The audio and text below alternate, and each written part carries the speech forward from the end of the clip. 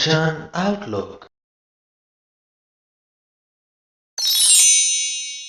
ਪੂਜਾ ਕਰਨਾ ਪੰਡਤ ਲੋਕਾਂ ਦੇ ਪ੍ਰਮੁੱਖ ਕੰਮਾਂ ਦੇ ਵਿੱਚੋਂ ਇੱਕ ਹੈ ਤੇ ਪੂਜਾ ਕਰਨ ਦੇ ਲਈ ਖਾਸ ਤਰ੍ਹਾਂ ਦੇ ਵਸਤਰ ਪਹਿਨੇ ਜਾਂਦੇ ਨੇ ਤੇ ਖਾਸ ਇੱਕ ਵਿਧੀ ਅਪਣਾਈ ਜਾਂਦੀ ਹੈ। ਆਓ ਜਾਣੀਏ ਗੁਰੂ ਨਾਨਕ ਸਾਹਿਬ ਇਸ ਵਿਧੀ ਤੇ ਇਹਨਾਂ ਵਸਤਰਾਂ ਦੇ ਬਾਰੇ 'ਚ ਕੀ ਕਹਿੰਦੇ ਹਨ। ਸ਼੍ਰੀ ਗੁਰੂ ਗ੍ਰੰਥ ਸਾਹਿਬ ਜੀ ਦੇ 355ਵੇਂ ਅੰਗ ਤੇ ਵਿਰਾਜਮਾਨ ਪਹਿਲੇ ਸ਼ਬਦ ਦੇ ਵਿੱਚ ਆਸਾ ਮਹਿਲਾ ਪਹਿਲਾ, ਕਾਇਆ ਬ੍ਰਹਮਾ ਮਨ ਹੈ ਧੋਤੀ, ਗਿਆਨ ਜਨੇਊ ਧਿਆਨ ਕੁਸਪਾਤੀ।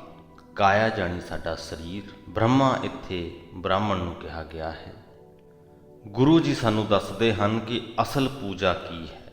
ਅਸਲ ਪੂਜਾ ਦੇ ਲਈ ਗੁਰੂ ਜੀ ਕਹਿੰਦੇ ਸਾਡਾ ਸਰੀਰ ਬ੍ਰਾਹਮਣ ਹੈ, ਸਾਡਾ ਮਨ ਉਸ ਬ੍ਰਾਹਮਣ ਦੇ ਬੰਨੀ ਹੋਈ ਧੋਤੀ ਹੈ, ਸਾਡਾ ਗਿਆਨ ਜਨੇਊ ਹੈ ਤੇ ਪ੍ਰਭੂ ਚਰਨਾਂ ਦੇ ਵਿੱਚ ਜੁੜੀ ਹੋਈ ਸਾਡੀ ਸੁਰਤ ਜਾਣੀ ਸਾਡਾ ਧਿਆਨ ਹੈ ਦੱਬ ਦਾ ਛੱਲਾ। ਪੂਜਾ ਕਰਨ ਦੇ ਵੇਲੇ ਅਕਸਰ ਚੀਚੀ ਦੇ ਨਾਲ ਵਾਲੀ ਉਂਗਲ ਦੇ ਵਿੱਚ ਇੱਕ ਛੱਲਾ ਪਾਇਆ ਜਾਂਦਾ ਹੈ, ਉਸ ਨੂੰ ਕੁਸਪਾਤੀ ਕਿਹਾ ਗਿਆ ਹੈ। ਹਰ ਨਾਮਾ ਜਸ ਜਾਚੋ ਨਾਉ, ਗੁਰ ਪ੍ਰਸਾਦੀ ਬ੍ਰਹਮ ਸਮਾਓ। ਗੁਰੂ ਜੀ ਕਹਿੰਦੇ ਹੇ ਪਾਂਡੇ, ਤੁਸੀਂ ਬੇਸ਼ੱਕ ਪੂਜਾ ਕਿਸੇ ਖਾਸ ਮਕਸਦ ਦੇ ਲਈ ਕਰਦੇ ਹੋਵੋ, ਜੋ ਕਿ ਅਕਸਰ ਹੀ ਹੁੰਦਾ ਹੈ। ਜੋ ਪੂਜਾ ਹੈ ਉਹ ਕਿਸੇ ਖਾਸ ਮਕਸਦ ਦੇ ਲਈ ਕੀਤੀ ਜਾਂਦੀ ਹੈ ਕਿ ਸਾਡਾ ਇਹ ਕੰਮ ਬਣ ਜਾਏ। ਗੁਰੂ ਜੀ ਕਹਿੰਦੇ ਮੈਂ ਤੇ ਸਿਰਫ ਦਰਸ਼ਨਾਂ ਦੇ ਵਿੱਚ ਪ੍ਰਮਾਤਮਾ ਦਾ ਨਾਮ ਮੰਗਦਾ, ਸਿਫਤ ਸਲਾਹ ਮੰਗਦਾ, ਤਾਂ ਕਿ ਗੁਰ ਪ੍ਰਸਾਦੀ ਬ੍ਰਹਮ ਸਮਾਓ, ਗੁਰੂ ਦੀ ਕਿਰਪਾ ਦੇ ਨਾਲ ਮੈਂ ਉਸ ਪ੍ਰਮਾਤਮਾ ਦੇ ਵਿੱਚ ਲੀਨ ਹੋ ਸਕਾਂ।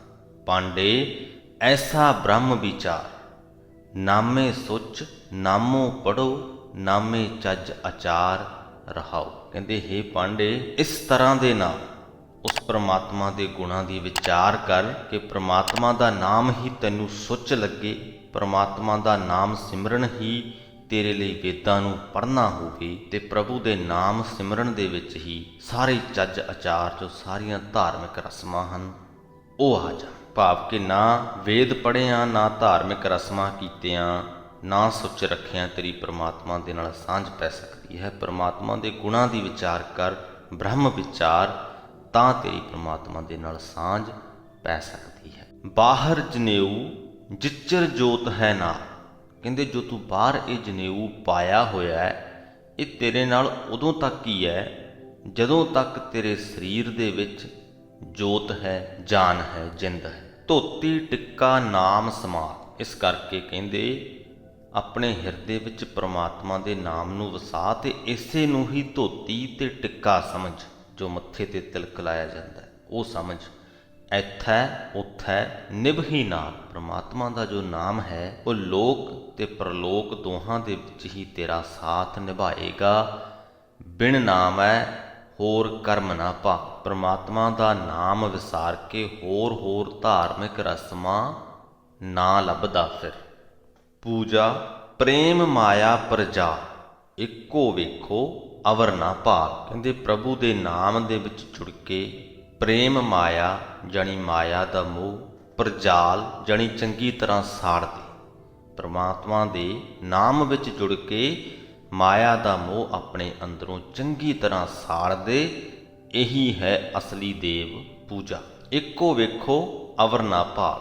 ਸਭਨਾਂ ਦੇ ਵਿੱਚ ਹਰ ਥਾਂ ਇੱਕ ਪ੍ਰਮਾਤਮਾ ਨੂੰ ਵੇਖ, ਉਸ ਤੋਂ ਬਿਨਾਂ ਕਿਸੇ ਹੋਰ ਦੇਵੀ ਦੇਵਤਿਆਂ ਨੂੰ ਨਾ ਲੱਭਦਾ ਰਹੋ। ਚੀਨੈ ਤਤ ਗਗਨ ਦਸ ਦੁਆਰ, ਹਰ ਮੁਖ ਪਾਠ ਪੜ੍ਹੈ ਵਿਚਾਰ। ਚੀਨੈ ਤਤ ਤੋਂ ਭਾਵ ਜਿਹਨੇ ਅਸਲੀਅਤ ਨੂੰ, ਅਸਲੀ ਪ੍ਰਮਾਤਮਾ ਨੂੰ ਪਛਾਣ ਲਿਆ, ਉਸ ਪ੍ਰਮਾਤਮਾ ਨੂੰ ਹਰ ਥਾਂ ਵਿਆਪਕ ਦੇਖ ਲਿਆ। ਗਗਨ ਦਸ ਦੁਆਰ, ਉਹਦਾ 10ਵਾਂ ਦੁਆਰ ਖੁੱਲ੍ਹ ਜਾਂਦਾ ਹੈ, 10ਵੇਂ ਦੁਆਰ ਦੇ ਵਿੱਚ ਉਹਦਾ ਪ੍ਰਵੇਸ਼ ਹੋ ਜਾਂਦਾ ਹੈ। ਹਰ ਮੁਖ ਪਾਠ ਪੜ੍ਹੈ ਵਿਚਾਰ। ਜੋ ਮਨੁੱਖ ਪ੍ਰਮਾਤਮਾ ਦੇ ਨਾਮ ਨੂੰ ਸਦਾ ਹੀ ਆਪਣੇ ਮੁਖ ਦੇ ਵਿੱਚ ਰੱਖਦਾ ਹੈ, ਕਹਿੰਦੇ ਇਹ ਸਮਝ ਲਵੋ ਕਿ ਉਹ ਤੇ ਸਦਾ ਹੀ ਵੇਦ ਆਦਿਕ ਪੁਸਤਕਾਂ ਦਾ ਜੋ ਹੈ ਪਾਠ ਕਰ ਰਿਹਾ ਹੈ, ਹਰ ਵਕਤ ਹੀ ਕਰ ਰਿਹਾ ਹੈ।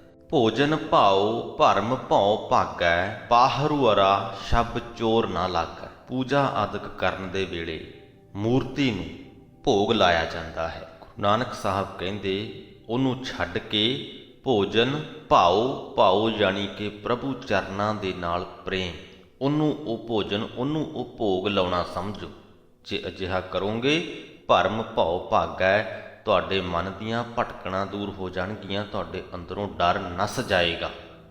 ਪਾਹਰੂ ਅਰਾ ਸ਼ਬ ਚੋਰ ਨਾ ਲਾਗੈ, ਪਾਹਰੂ ਅਰਾ ਤੋਂ ਭਾਵ ਰਾਖਾ, ਸ਼ਬ ਤੋਂ ਭਾਵ ਤੇਜ। ਜਿਵੇਂ ਕਹਿੰਦੇ ਨੇ ਕਿ ਕਿਸੇ ਦੇ ਮੁਖ ਤੇ ਬੜਾ ਤੇਜ ਹੈ, ਉਹ ਵਾਲਾ ਤੇਜ ਤੋਂ ਭਾਵ ਸ਼ਬ। ਪਾਹਰੂ ਅਰਾ ਸ਼ਬ ਚੋਰ ਨਾ ਲਾਗੈ, ਜੇ ਤੁਸੀਂ ਪ੍ਰਮਾਤਮਾ ਦੇ ਚਰਨਾਂ ਦੇ ਨਾਲ ਪ੍ਰੇਮ ਪਾ ਲਓਗੇ, ਪ੍ਰਮਾਤਮਾ ਦਾ ਪ੍ਰਕਾਸ਼, ਪ੍ਰਮਾਤਮਾ ਦਾ ਤੇਜ ਇੰਨਾ ਹੋਏਗਾ ਕਿ ਤੁਹਾਡੇ ਸਰੀਰ ਤੇ, ਤੁਹਾਡੇ ਮਨ ਤੇ ਵਿਕਾਰਾਂ ਆਦਿਕ ਚੋਰਾਂ ਦੀ ਕੋਈ ਵੀ ਪਕੜ ਨਹੀਂ ਹੋ ਸਕੇਗੀ, ਕੋਈ ਵਾਰ ਨਹੀਂ ਹੋ ਸਕੇਗਾ। ਤਿਲਕ ਲਿਲਾਂਟ ਜਾਣੈ ਪ੍ਰਭ ਏਕ, ਬੂਝੈ ਬ੍ਰਹਮ ਅੰਤਰ ਵਿਵੇਕ। ਪ੍ਰਮਾਤਮਾ ਨੂੰ ਇੱਕ ਸਮਝਣਾ, ਇੱਕ ਮੰਨਣਾ, ਬਹੁਤੇ ਨਹੀਂ, ਇੱਕ ਮੰਨਣਾ। ਉਸ ਇੱਕ ਪ੍ਰਮਾਤਮਾ ਦੇ ਨਾਲ ਡੂੰਘੀ ਸਾਂਝ ਬਣਾ ਲੈਣੀ ਹੀ ਮੱਥੇ ਉੱਤੇ ਲਾਇਆ ਹੋਇਆ ਤਿਲਕ ਹੈ। ਜੋ ਮਨੁੱਖ ਆਪਣੇ ਅੰਦਰ ਵਸਦੇ ਪ੍ਰਭੂ ਨੂੰ ਪਛਾਣਦਾ ਹੈ, ਉਹ ਵਿਵੇਕ ਹਾਸਲ ਕਰ ਲੈਂਦਾ ਹੈ, ਚੰਗੇ ਮੰਦੇ ਦੀ ਪਰਖ ਕਰਨ ਦਾ ਵੱਲ ਸਿੱਖ ਲੈਂਦਾ ਹੈ। ਆਚਾਰੀ ਨਹੀਂ ਚੀਤਿਆ ਜਾਏ, ਆਚਾਰੀ ਤੋਂ ਭਾਵ ਜੋ ਆਚਾਰ ਵਿਵਹਾਰ, ਧਾਰਮਿਕ ਰਸਮਾਂ, ਆਚਾਰੀ ਨਹੀਂ ਚੀਤਿਆ ਜਾਏ। ਗੁਰੂ ਜੀ ਕਹਿੰਦੇ ਧਾਰਮਿਕ ਰਸਮਾਂ, ਨਿਰੀਆਂ ਧਾਰਮਿਕ ਰਸਮਾਂ ਦੇ ਨਾਲ ਉਸ ਪ੍ਰਮਾਤਮਾ ਨੂੰ ਜਿੱਤਿਆ ਨਹੀਂ ਜਾ ਸਕਦਾ, ਵਸ ਵਿੱਚ ਨਹੀਂ ਕੀਤਾ ਜਾ ਸਕਦਾ। ਪਾਠ ਪੜ੍ਹੈ ਨਹੀਂ ਕੀਮਤ ਪਾਏ, ਵੇਦਾਂ ਆਦਿਕ ਦਾ ਪਾਠ ਕੀਤਿਆਂ ਉਸ ਪ੍ਰਮਾਤਮਾ ਦੀ ਕੀਮਤ ਨਹੀਂ ਪਾਈ ਜਾ ਸਕਦੀ। ਭਾਵ ਵੇਦ ਆਦਿਕ ਪੜ੍ਹਿਆਂ ਵੀ ਉਸ ਪ੍ਰਮਾਤਮਾ ਦੀ ਵਡਮੁੱਲਤਾ ਦੇ ਬਾਰੇ 'ਚ ਸਾਨੂੰ ਅੰਦਾਜ਼ਾ ਨਹੀਂ ਹੋ ਸਕਦਾ। ਸਾਡੇ ਅੰਦਰ ਵਾਹ ਵਾਹ ਦਾ ਜੋ ਭਾਵ ਹੈ ਉਹ ਉਤਪੰਨ ਨਹੀਂ ਹੋ ਸਕਦਾ। ਅਸ਼ਟ ਦਸੀਂ ਚੌ ਭੇਦ ਨਾ ਪਾਇਆ, ਅਸ਼ਟ ਦਸੀਂ ਜਾਣੀ 18 ਪੁਰਾਣ ਤੇ 4 ਤੋਂ ਭਾਵ 4 ਵੇਦ। ਕਹਿੰਦੇ 18 ਪੁਰਾਣਾਂ ਤੇ 4 ਵੇਦਾਂ ਨੇ ਵੀ ਉਸ ਪ੍ਰਮਾਤਮਾ ਦਾ ਭੇਦ ਨਹੀਂ ਪਾਇਆ। ਨਾਨਕ ਸਤਿਗੁਰ ਬ੍ਰਹਮ ਦਿਖਾਇਆ। ਇਹ ਨਾਨਕ ਸਤਿਗੁਰੂ ਨੇ ਸਾਨੂੰ ਉਹ ਪ੍ਰਮਾਤਮਾ ਅੰਦਰ ਬਾਹਰ ਹਰ ਥਾਂ ਵਿਖਾ ਦਿੱਤਾ ਹੈ। ਆਸਾ ਮਹਿਲਾ ਪਹਿਲਾ। ਸੇਵਕ ਦਾਸ ਭਗਤ ਜਨ ਸੋਈ, ਠਾਕੁਰ ਕਾ ਦਾਸ ਗੁਰਮੁਖ ਹੋਈ। ਗੁਰੂ ਦੇ ਸਨਮੁਖ ਰਹਿਣ ਵਾਲਾ ਗੁਰਮੁਖ, ਗੁਰੂ ਦੇ ਸਨਮੁਖ ਰਹਿਣ ਵਾਲਾ ਮਨੁੱਖ ਹੀ ਠਾਕੁਰ ਕਾ ਦਾਸ ਜਾਣੀ ਪ੍ਰਮਾਤਮਾ ਦਾ ਦਾਸ ਬਣਦਾ ਹੈ। ਉਹੀ ਮਨੁੱਖ ਅਸਲ ਦੇ ਵਿੱਚ ਸੇਵਕ ਹੈ, ਦਾਸ ਹੈ, ਭਗਤ ਹੈ।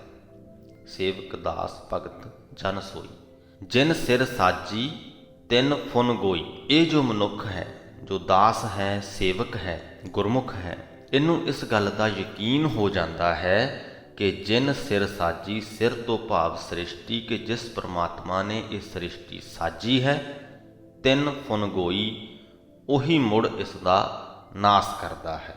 ਇਹ ਵਾਲੀ ਜੋ ਗੱਲ ਹੈ ਸਾਰੀ ਸ੍ਰਿਸ਼ਟੀ ਤੇ ਲਾਗੂ ਹੁੰਦੀ ਹੈ।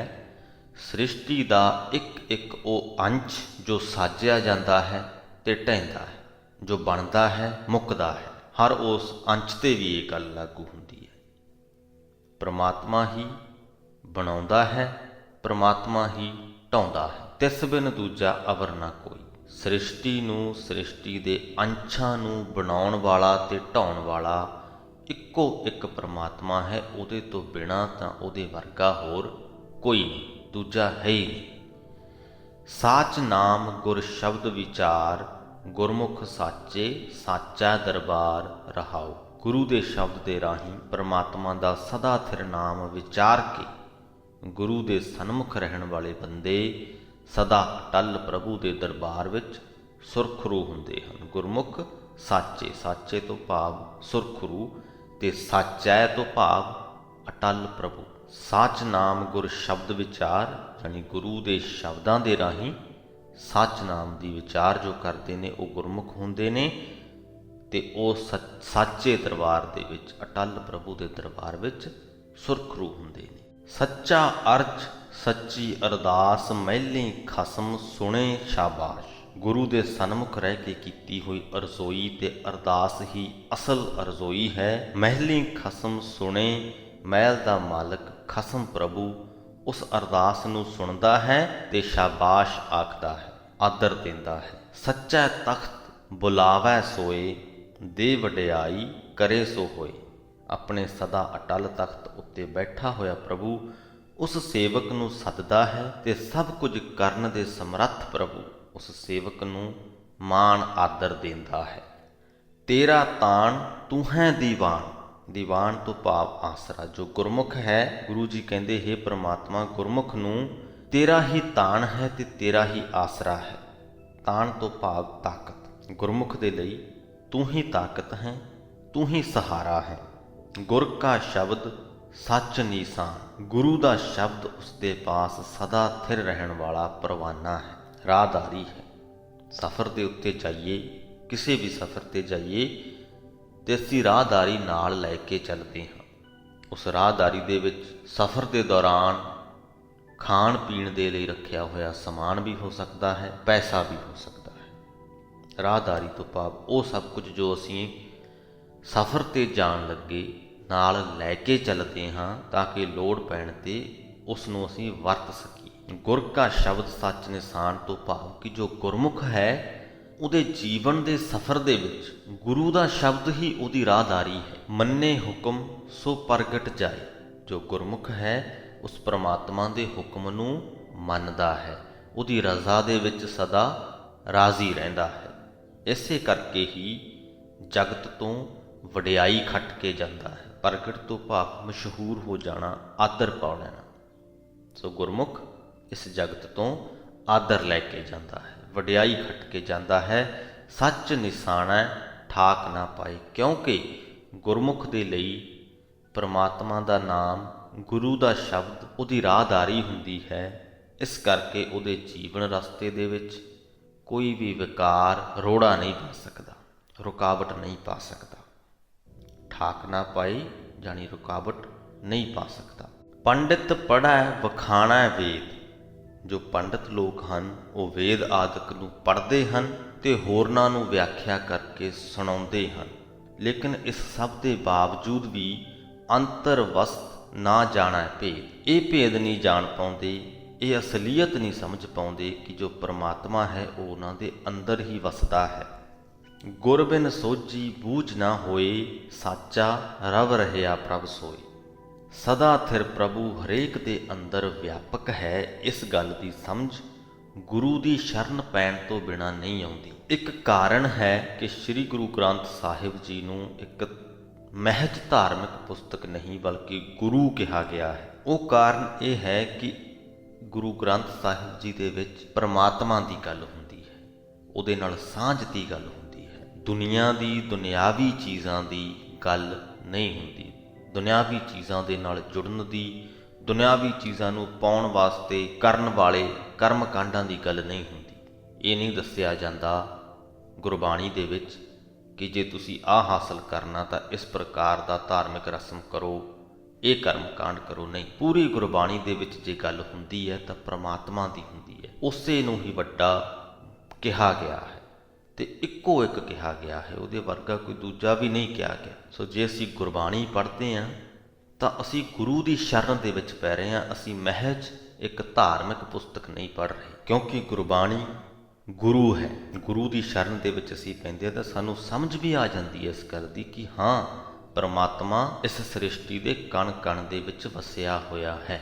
ਜੋ ਇਹਨਾਂ ਪੰਕਤੀਆਂ ਦੇ ਵਿੱਚ ਗੱਲ ਕਹੀ ਗਈ ਹੈ, ਗੁਰਬਿਨ ਸੋਝੀ ਬੂਝ ਨਾ ਹੋਏ, ਸਾਚਾ ਰਵ ਰਹਿਆ ਪ੍ਰਭ ਸੋਏ। ਕਿਆ ਹੋ ਆਖਾਂ ਆਖ ਵਖਾਣੀ, ਤੂੰ ਆਪੇ ਜਾਣੈ ਸਰਬ ਵਿਡਾਣੀ। ਸਰਬ ਵਿਡਾਣੀ ਸ਼ਬਦ ਦੇ ਨਾਲ ਉਸ ਪਰਮਾਤਮਾ ਨੂੰ, ਉਸ ਚੋਜੀ ਪ੍ਰਭੂ ਨੂੰ ਸੰਬੋਧਨ ਕਰਕੇ ਗੁਰੂ ਜੀ ਕਹਿੰਦੇ ਹਨ ਕਿ ਗੁਰੂ ਦੇ ਸਨਮੁਖ ਰਹਿਣ ਦਾ ਮੈਂ ਕੀ ਜ਼ਿਕਰ ਕਰਾਂ, ਕੀ ਮੈਂ ਆਖ ਕੇ ਸੁਣਾਵਾਂ, ਤੂੰ ਇਸ ਭੇਦ ਨੂੰ ਆਪ ਹੀ ਜਾਣਦਾ ਹੈ। ਨਾਨਕ ਏਕੋ ਦਰ ਦੀਵਾਨ, ਗੁਰਮੁਖ ਸਾਚ ਤਾਹਾਂ ਗੁਦਰਾਨ। ਗੁਦਰਾਨ ਤੋਂ ਭਾਵ ਜ਼ਿੰਦਗੀ ਦਾ ਸਹਾਰਾ। ਹੇ ਨਾਨਕ, ਗੁਰਮੁਖ ਵਾਸਤੇ ਪ੍ਰਭੂ ਦਾ ਹੀ ਇੱਕ ਦਰਵਾਜ਼ਾ ਆਸਰਾ ਹੈ। ਨਾਨਕ ਏਕੋ ਦਰ ਦੀਵਾਨ, ਦੀਵਾਨ ਤੋਂ ਭਾਵ ਆਸਰਾ। ਗੁਰਮੁਖ ਸਾਚ ਤਾਹਾਂ ਗੁਦਰਾਨ, ਜਿੱਥੇ ਕਿ ਉਹ ਗੁਰਮੁਖ ਗੁਰੂ ਦੇ ਸਨਮੁਖ ਰਹਿ ਕੇ ਸਿਮਰਨ ਕਰਦਾ ਹੈ ਤੇ ਇਹ ਸਿਮਰਨ ਹੀ ਉਸ ਦੀ ਜ਼ਿੰਦਗੀ ਦਾ ਆਸਰਾ ਬਣਿਆ ਰਹਿੰਦਾ ਹੈ। ਆਸਾ ਮਹਿਲਾ ਪਹਿਲਾ। ਕਾਚੀ ਗਾਗਰ ਦੇ ਦੁਹੇਲੀ, ਉਪਜੈ ਬਿਨਸੈ ਦੁਖ ਪਾਈ। ਇਹ ਜਗ ਸਾਗਰ ਦੁੱਤਰ ਕਿਉਂ ਤਰੀਐ, ਬਿਨ ਹਰ ਗੁਰ ਪਾਰ ਨਾ ਪਾਈ। ਦਰਿਆ ਆਦਿ ਦੇ ਵਿੱਚੋਂ ਦੀ ਪਾਰ ਲੰਘਣ ਦੇ ਲਈ ਅਕਸਰ ਹੀ ਮਿੱਟੀ ਦਾ ਜੋ ਘੜਾ ਹੁੰਦਾ ਹੈ ਪੱਕਾ, ਉਹਦਾ ਆਸਰਾ ਲੈ ਲਿਆ ਜਾਂਦਾ ਹੈ। ਘੜੇ ਨੂੰ ਜੇ ਮੁੱਦਾ ਮਾਰ ਦਈਏ ਪਾਣੀ ਦੇ ਉੱਪਰ ਤੇ ਉਹ ਡੁੱਬਦਾ ਨਹੀਂ, ਉਹਦੇ ਸਹਾਰੇ ਜੋ ਇਨਸਾਨ ਹੈ ਉਹ ਦਰਿਆ ਆਦਿਕ ਨੂੰ ਪਾਰ ਕਰ ਜਾਂਦਾ ਹੈ। ਪਰ ਉਹੀ ਘੜਾ ਜੇ ਪਕਾਇਆ ਹੋਇਆ ਨਾ ਹੋਵੇ, ਕੱਚਾ ਹੋਵੇ, ਹੈਗਾ ਤੇ ਮਿੱਟੀ ਦਾ ਹੀ ਹੈ, ਪਰ ਪਹਿਲੇ ਕੱਚਾ ਹੈ, ਫਿਰ ਉਹਨੂੰ ਪਕਾ ਲਿਆ ਜਾਂਦਾ ਹੈ। ਪੱਕਾ ਘੜਾ ਤੁਹਾਨੂੰ ਦਰਿਆ ਤੋਂ ਪਾਰ ਲੰਘਾ ਕੇ ਲੈ ਜਾਏਗਾ, ਪਰ ਜੋ ਕੱਚਾ ਘੜਾ ਹੈ ਉਹ ਖੁਰ ਜਾਏਗਾ ਪਾਣੀ ਦੇ ਵਿੱਚ। ਗੁਰੂ ਜੀ ਕਹਿੰਦੇ ਕਿ ਵਿਕਾਰਾਂ ਦੇ ਵਿੱਚ ਖਚਿਤ ਹੋਣ ਕਰਕੇ ਸਾਡਾ ਜੋ ਸਰੀਰ ਹੈ ਇਹ ਦੁੱਖਾਂ ਦਾ ਘਰ ਵੀ ਬਣਿਆ ਪਿਆ ਹੈ ਤੇ ਕੱਚੇ ਘੜੇ ਸਮਾਨ ਹੈ। ਕਾਚੀ ਗਾਗਰ ਦੇ ਦੁਹੇਲੀ, ਉਪਜੈ ਬਿਨਸੈ ਦੁੱਖ ਪਾਈ।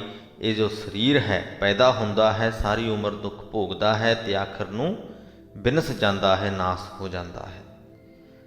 ਤੇ ਦੂਜੇ ਪਾਸੇ ਇਹ ਜਗ ਸਾਗਰ ਦੁੱਤਰ, ਇਹ ਜੋ ਜਗਤ ਹੈ ਬੜਾ ਹੀ ਔਖਾ ਸਮੁੰਦਰ ਹੈ, ਬੜਾ ਹੀ ਜਿਹਨੂੰ ਪਾਰ ਕਰਨਾ ਕਠਿਨ ਹੈ ਉਹ ਸਮੁੰਦਰ ਹੈ। ਕਿਉਂ ਤਰੀਏ? ਇਸ ਵਿਕਾਰਾਂ ਭਰੇ ਸਰੀਰ ਦੇ ਨਾਲ ਕਹਿੰਦੇ ਇਹਨੂੰ ਕਿਵੇਂ ਪਾਰ ਕੀਤਾ ਜਾਵੇ।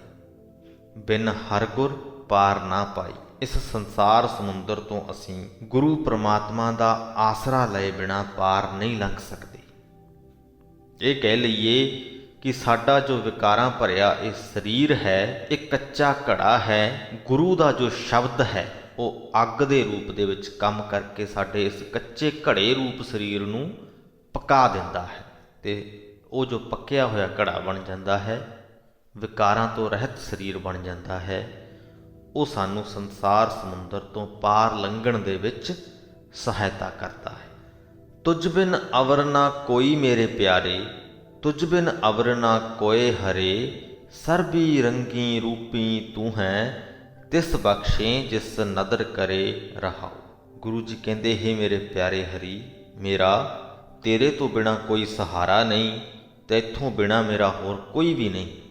ਤੂੰ ਸਾਰੇ ਹੀ ਰੰਗਾਂ ਵਿੱਚ, ਸਾਰੇ ਹੀ ਰੂਪਾਂ ਵਿੱਚ ਮੌਜੂਦ ਹੈ, ਪਰ ਜਿਸ ਜੀਵ ਉੱਤੇ ਮਿਹਰ ਦੀ ਨਜ਼ਰ ਕਰਦਾ ਹੈ ਉਸੇ ਨੂੰ ਹੀ ਬਖਸ਼ ਲੈਂਦਾ ਹੈ, ਉਸੇ ਨੂੰ ਹੀ ਵਿਕਾਰਾਂ ਤੋਂ ਬਚਾ ਲੈਂਦਾ ਹੈ। ਸਾਸ ਬੁਰੀ ਘਰ ਵਾਸ ਨਾ ਦੇਵੈ, ਪਿਰਸਿਓ ਮਿਲਨ ਨਾ ਦੇ ਬੁਰੀ। ਇੱਕ ਘਰ ਹੈ, ਘਰ ਦੇ ਵਿੱਚ ਸਾਰਾ ਪਰਿਵਾਰ ਵਸਦਾ ਹੈ, ਸੱਸ ਵੀ ਰਹਿੰਦੀ ਹੈ, ਪਤੀ ਵੀ ਉਸੇ ਘਰ ਦੇ ਵਿੱਚ ਹੀ ਰਹਿੰਦਾ ਹੈ।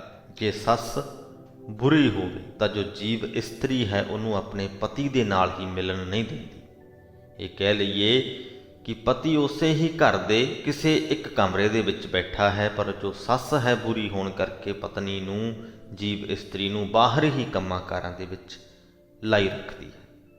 ਇਹਨਾਂ ਪੰਕਤੀਆਂ ਦੇ ਵਿੱਚ ਜਿਸ ਸੱਸ ਦੀ ਗੱਲ ਹੋ ਰਹੀ ਹੈ ਉਹ ਹੈ ਮਾਇਆ, ਤੇ ਜਿਸ ਪਤੀ ਦੀ ਗੱਲ ਹੋ ਰਹੀ ਹੈ ਉਹ ਹੈ ਪ੍ਰਭੂ। ਉਹ ਪ੍ਰਭੂ ਸਾਡੇ ਹਿਰਦੇ ਵਿੱਚ ਹੀ ਵਸਦਾ ਹੈ। ਜੇ ਸਰੀਰ ਸਾਡਾ ਘਰ ਹੈ ਤਾਂ ਸਾਡਾ ਹਿਰਦਾ ਉਹ ਕਮਰਾ ਹੈ ਜਿਹਦੇ ਵਿੱਚ ਉਹ ਪਤੀ ਪ੍ਰਭੂ ਵਸਦਾ ਹੈ। ਤੇ ਇਹ ਮਾਇਆ ਰੂਪ ਜੋ ਸੱਸ ਹੈ ਇੰਨੀ ਚੰਦਰੀ ਹੈ ਕਿ ਸਾਨੂੰ ਬਾਹਰ ਹੀ ਭਟਕਾਈ ਫਿਰਦੀ ਹੈ, ਸਾਡਾ ਧਿਆਨ ਅੰਦਰ ਵੱਲ ਨੂੰ ਜਾਣ ਹੀ ਨਹੀਂ ਦਿੰਦੀ, ਪਤੀ ਪ੍ਰਭੂ ਦੇ ਨਾਲ ਸਾਨੂੰ ਮਿਲਣ ਹੀ ਨਹੀਂ ਦਿੰਦੀ। ਸਖੀ ਸਾਜਨੀ ਕੇ ਹੋ ਚਰਨ ਸਰੇਵੋ, ਹਰ ਗੁਰ ਕਿਰਪਾ ਤੇ ਨਦਰ ਧਰੇ। ਹੁਣ ਜੇਕਰ ਕਿਸੇ ਜੀਵ ਇਸਤਰੀ ਦੀ ਜ਼ਿੰਦਗੀ ਦੇ ਵਿੱਚ ਸਰੀਰਕ ਤੌਰ ਤੇ ਇਦਾਂ ਦਾ ਵਰਤਾਰਾ ਚੱਲ ਰਿਹਾ ਹੋਵੇ ਕਿ ਉਹਦੀ ਸੱਸ ਉਹਨੂੰ ਉਹਦੇ ਪਤੀ ਨਾਲ ਮਿਲਣ ਨਾ ਦੇਵੇ, ਤਾਂ ਉਹ ਆਪਦੀ ਕਿਸੇ ਸਖੀ ਸਹੇਲੀ ਦੇ ਨਾਲ, ਕਿਸੇ ਰਿਸ਼ਤੇਦਾਰ ਦੇ ਨਾਲ, ਆਪਣੇ ਮਾਂ-ਬਾਪ ਦੇ ਨਾਲ ਗੱਲ ਕਰੇਗੀ। ਹੁਣ ਜੇ ਅਸੀਂ ਇਸ ਮਾਇਆ ਰੂਪ ਸੱਸ ਦੀ ਸ਼ਿਕਾਇਤ ਕਰਨੀ ਹੈ ਤੇ ਪਤੀ ਪ੍ਰਭੂ ਦੇ ਨਾਲ ਮਿਲਾਪ ਕਰਨਾ ਹੈ, ਤਾਂ ਸਖੀ ਸਾਜਨੀ ਕੇਹੋ ਚਰਨ ਸਰੇਵੋ, ਕਹਿੰਦੇ ਮੈਂ ਆਪਣੀਆਂ ਸਤ ਸੰਗੀ ਸਹੇਲੀਆਂ ਦੇ ਚਰਨਾਂ ਦੀ ਸੇਵਾ ਕਰਦੀ ਹਾਂ। ਹਰ ਗੁਰ ਕਿਰਪਾ ਤੇ ਨਦਰ ਧਰੀ। ਸਤ ਸੰਗ ਦੇ ਵਿੱਚ ਗੁਰੂ ਮਿਲਦਾ ਹੈ, ਗੁਰੂ ਦੀ ਕਿਰਪਾ ਦੇ ਨਾਲ ਪਤੀ ਪ੍ਰਭੂ ਦੀ ਮੇਰੇ ਤੇ ਮਿਹਰ ਦੀ ਨਜ਼ਰ ਹੁੰਦੀ ਹੈ। ਇਹ ਕਹਿ ਲਈਏ ਕਿ ਗੁਰੂ ਉਹ ਜ਼ਰੀਆ ਬਣਦਾ ਹੈ ਜਿਹੜਾ ਕਮਰੇ ਦੇ ਵਿੱਚ ਬੈਠੇ ਹੋਏ ਪਤੀ ਨੂੰ ਹੀ ਜਾ ਕੇ ਦੱਸ ਦਿੰਦਾ ਹੈ ਕਿ ਤੇਰੀ ਜੀਵ ਇਸਤਰੀ ਭਾਈ ਬਾਹਰ ਬੈਠੀ ਹੈ, ਉਹਦੇ ਨਾਲ ਮਿਲਾਪ ਕਰ ਲੈ। ਇਹ ਰੋਲ ਹੈ ਗੁਰੂ ਦਾ, ਇਹ ਕੰਮ ਹੈ ਗੁਰੂ ਦਾ, ਜੋ ਸਾਡੇ ਅੰਦਰ ਵੈਸੇ ਬੈਠੇ ਹੋਏ ਪਰਮਾਤਮਾ ਤੱਕ ਸਾਡੀ ਪਹੁੰਚ ਕਰਵਾ ਦਿੰਦਾ ਹੈ ਆਪਣੇ ਸ਼ਬਦਾਂ ਦੇ ਨਾਲ, ਆਪਣੀਆਂ ਸਿੱਖਿਆਵਾਂ ਦੇ ਨਾਲ। ਆਪ ਵਿਚਾਰ ਮਾਰ ਮਨ ਦੇਖਿਆ, ਤੁਮਸਾ ਮੀਤ ਨਾ ਅਵਰ ਕੋਈ। हे ਪ੍ਰਭੂ, ਗੁਰੂ ਦੀ ਕਿਰਪਾ ਦੇ ਨਾਲ ਜਦੋਂ ਮੈਂ ਆਪਣੇ ਆਪ ਨੂੰ ਸਵਾਰ ਕੇ ਆਪਣੇ ਮਨ ਨੂੰ ਮਾਰ ਕੇ ਵੇਖਿਆ ਤਾਂ ਮੈਨੂੰ ਦਿਸ ਪਿਆ ਕਿ ਤੇਰੇ ਵਰਗਾ ਮਿੱਤਰ ਹੋਰ ਕੋਈ ਨਹੀਂ ਹੈ। ਜਿਉਂ ਤੂੰ ਰਾਖੈਂ ਤਿਵ ਹੀ ਰਹਿਣਾ, ਦੁੱਖ ਸੁੱਖ ਦੇਵੈ ਕਰੈ ਸੋਈ। ਗੁਰੂ ਦੀ ਕਿਰਪਾ ਦੇ ਨਾਲ ਇਹ ਗੱਲ ਸਮਝ ਦੇ ਵਿੱਚ ਆ ਜਾਂਦੀ ਹੈ ਕਿ ਜਿਵੇਂ ਉਹ ਪ੍ਰਮਾਤਮਾ ਜੀਵਾਂ ਨੂੰ ਰੱਖਦਾ ਹੈ, ਜੀਵ ਉਵੇਂ ਹੀ ਰਹਿੰਦੇ ਹਨ। ਜੀਵਾਂ ਨੂੰ ਦੁੱਖ ਵੀ ਤੇ ਸੁੱਖ ਵੀ ਉਸ ਪ੍ਰਮਾਤਮਾ ਦੇ ਹੀ ਬਖਸ਼ੇ ਹੋਏ ਮਿਲਦੇ ਹਨ। ਜੋ ਕੁਝ ਕਰਦਾ ਹੈ ਉਹੀ ਕਰਦਾ ਹੈ। ਆਸਾ ਮਨਸਾ ਦੋਊ ਬਿਨਾਸਤ, ਤ੍ਰੈ ਗੁਣ ਆਸ ਨਿਰਾਸ ਭਈ। ਤੁਰਿਆ ਅਵਸਥਾ ਗੁਰਮੁਖ ਪਾਈਐ, ਸੰਤ ਸਭਾ ਕੀ ਓਟ ਲਹੀ। ਗੁਰੂ ਦੀ ਸ਼ਰਨ ਪਿਆਂ ਹੀ ਮਾਇਆ ਵਾਲੀ ਆਸ ਤੇ ਲਾਲਸਾ ਮਿਟਦੀਆਂ ਹਨ। ਤ੍ਰਿਗੁਣੀ ਮਾਇਆ ਦੀਆਂ ਆਸਾਂ ਤੋਂ ਨਿਰਲੇਪ ਰਹਿ ਸਕੀਦਾ ਹੈ ਜਦੋਂ ਸਤਸੰਗ ਦਾ ਆਸਰਾ ਲਈਏ, ਜਦੋਂ ਗੁਰੂ ਦੇ ਦੱਸੇ ਹੋਏ ਰਾਹੇ ਤੁਰੀਏ, ਤਦੋਂ ਹੀ ਉਹ ਆਤਮਿਕ ਅਵਸਥਾ ਬਣਦੀ ਹੈ ਜਿੱਥੇ ਮਾਇਆ ਪੋ ਨਹੀਂ ਸਕਦੀ। ਗਿਆਨ ਧਿਆਨ ਸਗਲੇ ਸਭ ਜਪ ਤਪ, ਜਿਸ ਹਰ ਹਿਰਦੈ ਅਲਖ ਅਭੇਵਾ। ਜਿਸ ਮਨੁੱਖ ਦੇ ਹਿਰਦੇ ਵਿੱਚ ਅਲਖ ਤੇ ਅਭੇਵ ਪਰਮਾਤਮਾ ਵਸ ਪਏ, ਉਸ ਨੂੰ ਮਾਨੋ ਸਾਰੇ ਹੀ ਜਪ ਤਪ ਗਿਆਨ ਧਿਆਨ ਪ੍ਰਾਪਤ ਹੋ ਗਏ। ਨਾਨਕ RAM ਨਾਮ ਮਨ ਰਾਤਾ, ਗੁਰਮਤਿ ਪਾਏ ਸਹਿਜ ਸੇਵਾ। ਹੇ ਨਾਨਕ, ਗੁਰੂ ਦੀ ਮੱਤ ਤੇ ਤੁਰਿਆ ਮਨ ਪ੍ਰਭੂ ਦੇ ਨਾਮ ਵਿੱਚ ਰੰਗਿਆ ਜਾਂਦਾ ਹੈ। ਮਨ ਅਡੋਲ ਅਵਸਥਾ ਦੇ ਵਿੱਚ ਟਿਕ ਕੇ ਸਿਮਰਨ ਕਰਦਾ ਹੈ। ਸੋ ਇਸ ਦੇ ਨਾਲ ਹੀ ਸ੍ਰੀ ਗੁਰੂ ਗ੍ਰੰਥ ਸਾਹਿਬ ਜੀ ਦੇ 355ਵੇਂ ਅੰਗ ਦੀ ਬਾਣੀ ਦੀ ਵਿਆਖਿਆ ਦੀ ਸਮਾਪਤੀ ਹੁੰਦੀ ਹੈ ਜੀ। ਅੱਜ ਦੀ ਬਾਣੀ ਦੇ ਵਿੱਚ ਪਹਿਲੇ ਤੇ ਗੁਰੂ ਨਾਨਕ ਸਾਹਿਬ ਨੇ ਸਾਨੂੰ ਇਹ ਦੱਸਿਆ ਕਿ ਅਸਲ ਪੂਜਾ ਤੇ ਪੂਜਾ ਨੂੰ ਕਰਨ ਵੇਲੇ ਪਾਏ ਜਾਣ ਵਾਲੇ ਵਸਤਰ ਤੇ ਕੀਤੀਆਂ ਜਾਣ ਵਾਲੀਆਂ ਵਿਧੀਆਂ ਅਸਲ ਕਿਹੜੀਆਂ ਨੇ, ਜਿਹੜੀਆਂ ਉਸ ਪ੍ਰਮਾਤਮਾ ਤੱਕ ਲੈ ਕੇ ਜਾਣ। ਦੂਸਰੇ ਸ਼ਬਦ ਦੇ ਵਿੱਚ ਗੁਰਮੁਖ ਮਨੁੱਖ ਕਿਹੋ ਜਿਹਾ ਹੁੰਦਾ ਹੈ, ਉਹਦੀ ਜੀਵਨ ਜਾਂਚ ਕਿਹੋ ਜਿਹੀ ਹੁੰਦੀ ਹੈ, ਇਹਦੇ ਬਾਰੇ ਸਾਨੂੰ ਜਾਣਨ ਨੂੰ ਮਿਲਿਆ। ਤੇ ਤੀਸਰੇ ਸ਼ਬਦ ਦੇ ਵਿੱਚ ਗੁਰੂ ਜੀ ਨੇ ਬੜੇ ਹੀ ਵਧੀਆ ਢੰਗ ਦੇ ਨਾਲ ਦੋ ਉਦਾਹਰਨਾਂ ਦੇ ਕੇ ਸਾਨੂੰ ਪ੍ਰਮਾਤਮਾ ਦੇ ਨਾਲ ਜੁੜਨ ਦੇ ਲਈ ਪ੍ਰੇਰਿਤ ਕੀਤਾ। ਇੱਕ ਸੀ ਕੱਚੇ ਘੜੇ ਦੀ ਤੇ ਦੂਜੀ ਸੀ ਸੱਸ ਅਤੇ ਪਤੀ ਦੀ, ਕਿ ਕਿਵੇਂ ਮਾਇਆ ਰੂਪ ਸੱਸ ਸਾਨੂੰ ਪਤੀ ਪ੍ਰਭੂ ਦੇ ਨਾਲ ਮਿਲਾਪ ਤੋਂ ਰੋਕਦੀ ਹੈ ਤੇ ਕਿਵੇਂ ਗੁਰੂ ਸਾਡੀ ਸਹਾਇਤਾ ਕਰ ਸਕਦਾ ਹੈ, ਕਿਵੇਂ ਸਾਡਾ ਸਰੀਰ ਕੱਚਾ ਘੜਾ ਹੈ ਤੇ ਕਿਵੇਂ ਗੁਰੂ ਸਾਡੀ ਸਹਾਇਤਾ ਇੱਥੇ ਵੀ ਕਰ ਸਕਦਾ ਹੈ। ਉਮੀਦ ਕਰਦੇ ਹਾਂ ਇਹਨਾਂ ਗੱਲਾਂ ਨੂੰ ਤੁਸੀਂ ਆਪਣੇ ਮਨ ਦੇ ਵਿੱਚ ਵਸਾਉਣ ਦੇ ਵਿੱਚ ਕਾਮਯਾਬ ਹੋਵੋਗੇ। ਗੁਰੂ ਦੇ ਸ਼ਬਦਾਂ ਤੇ ਚੱਲ ਕੇ, ਗੁਰੂ ਦੇ ਦੱਸੇ ਹੋਏ ਰਾਹੇ ਚੱਲ ਕੇ ਤੁਸੀਂ ਵੀ ਆਪਣੇ ਜੀਵਨ ਨੂੰ ਆਨੰਦਮਈ ਬਣਾ ਸਕੋਗੇ। ਉਹ ਆਤਮਿਕ ਅਵਸਥਾ ਹਾਸਲ ਕਰ ਸਕੋਗੇ ਜਿੱਥੇ ਮਾਇਆ ਦਾ ਸਾਡੇ ਤੇ ਕੋਈ ਅਸਰ ਨਾ ਹੋਵੇ, ਜਿੱਥੇ ਅਸੀਂ ਅਡੋਲ ਅਵਸਥਾ ਦੇ ਵਿੱਚ ਵਿਚਰਨ ਲੱਗ ਜਾਈਏ। ਇੱਥੇ ਹੀ ਅੱਜ ਦੀ ਵੀਡੀਓ ਦੀ ਸਮਾਪਤੀ ਕਰਦੇ ਹਾਂ ਜੀ। ਵਾਹਿਗੁਰੂ ਜੀ ਕਾ ਖਾਲਸਾ, ਵਾਹਿਗੁਰੂ ਜੀ ਕੀ ਫਤਿਹ।